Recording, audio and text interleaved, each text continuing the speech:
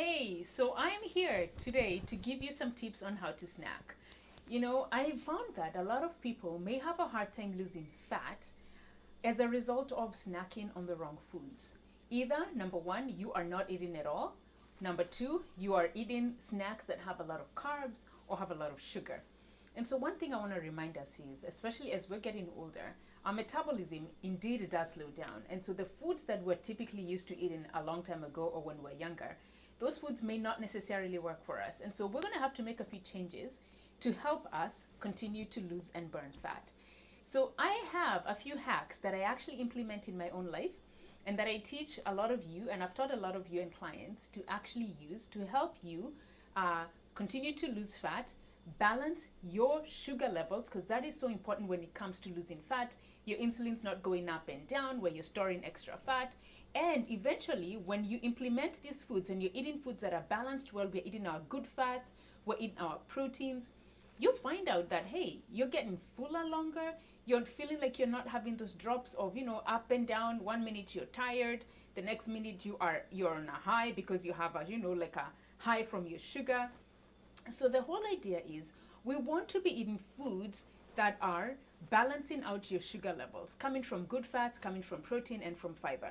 So I'm going to turn around this camera. I hope this works. Over there. Perfect. And I'm going to show you some of the food hacks that I've been using and implementing, especially this week. So, for instance, we have our tuna. That's a good source of protein, good source of good fats. And the way I like to make my tuna is I actually do spice it up a little bit. So I'm going to add some tomatoes. If you look in here, there's a few tomatoes. I do add some not carrots. I have tomatoes, I have onions, and I do add a little bit of seasoned salt in there just to make it a little bit tasty. If you're not you don't have lactose intolerance, you could add some Greek yogurt. It actually tastes really, really good. So you can try that. And don't just have the tuna. I like to pair it up with something else to give you that element of fullness. So I would have something like a tomato, right? So we have this bright, beautiful tomato, which is really good for our skin. It has those vitamins in there. It has that lycopene in there.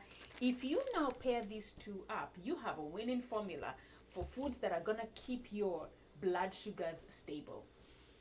Another hack that I use is I like to pre-boil my eggs. So I'll make a bunch of eggs, say on a Sunday or the weekend, and I'm gonna keep like about a dozen of them, 2 dozen of them in the fridge. And if I need a snack, by the way, these I got from one of my clients, Sue. Bebop Sue, she's the one who told me about this maybe 2 years ago, where she just pre-boils a lot of these and puts them in her fridge, and when she walks in, she finds them ready. I used to just boil them when I needed to, but I thought, hey, that's smart, it cuts down on time. Right? So I'd boil about 2 dozen of these or a dozen, put them in the fridge. If I need a snack, for instance, I'm about to have 2 of these babies right now. So I'm going to have those 2 eggs and I'm going to combine those with grapefruit right over here. This is a big mom, and you can see how big that grapefruit is, right? So you're going to have, for me, for instance, I'm going to have my 2 egg whites right now with a grapefruit, and that's going to be my snack for the day. Then we also have, tiny granolas. So I love homemade granolas. And the ones I like to make, I use a lot of seeds, nuts, not much oatmeal in these ones, just because I get carbs from everywhere else. But this is great to add into your salad. So make some granola, preferably. I'd prefer you make it at home, just because, you know what ingredients you're putting in there. And then finally, this is for my smoothies. See how big that bag is? This is about 2 handfuls.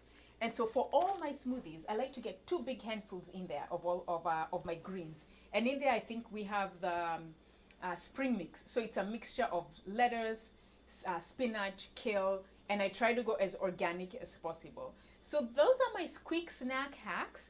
If you can implement any of those, that would be great. Share with me your tips also so that we can share them with everybody else. And I'm hoping if you keep on implementing this, you're going to see some amazing results when it comes to your fat loss, specifically in that midsection area. Thanks, guys.